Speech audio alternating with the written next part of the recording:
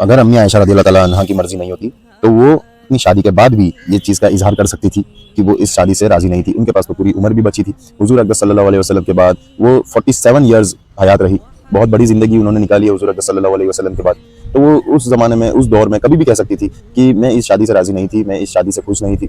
जैसे कि एक हदीस में भी मिलता है कि खंसा बिन्त खिदाम अल अंसारिया नरेट करती है कि उनके वालिद ने उनकी मर्जी के बिना उनकी शादी करवा दी थी जो उन्हें नापसंद थी। तो हुजूर अकबर सल्लल्लाहु अलैहि वसल्लम ने उस शादी को, उस निकाह को रद्द कर दिया था, इनवैलिड करार कर दिया था कि ये शादी वैलिड ही नहीं है। तो अम्मी आयशा भी अपनी बात इस कदर बयान कर सकती थी। और तलाक भी नहीं होता, इसमें शादी को ही इनवैलिड करार कर दिया जाता।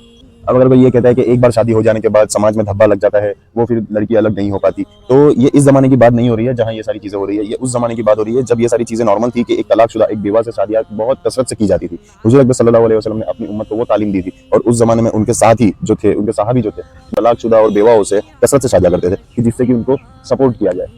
और अम्मी आयशा रज़ी अल्लाह ताला अन्हा के पास तो एक बहुत ही बड़ा मौका था अगर उन्हें ऐसा करना था। तो ये जो सबूत है, ये सबसे बड़ा सबूत है कि अम्मी आयशा रज़ी अल्लाह ताला अन्हा अपनी मर्जी से रसूलुल्लाह सल्लल्लाहु अलैहि वसल्लम के साथ थी और बहुत खुश थी।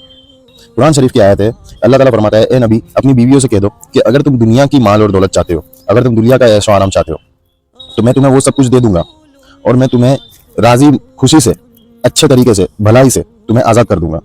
तो तमाम बीवियों से जब ये बात की गई तो तमाम बीवियों ने दुनिया के माल को छोड़कर हुजूर अकबर सल्लल्लाहु अलैहि वसल्लम और अल्लाह ताला को चुना।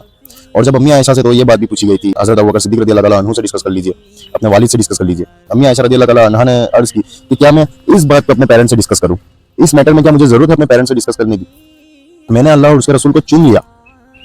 तो ये हदीस साफ तौर पर बयान करती है कि रसूलुल्लाह सल्लल्लाहु अलैहि वसल्लम से अम्मी आयशा राजी थी और उनके साथ अपनी खुशी से, अपनी मर्जी से रहना चाहती थी। तो उम्मीद है कि लोग इस बात पर गौर करेंगे और इस मसले को समझने की कोशिश करेंगे।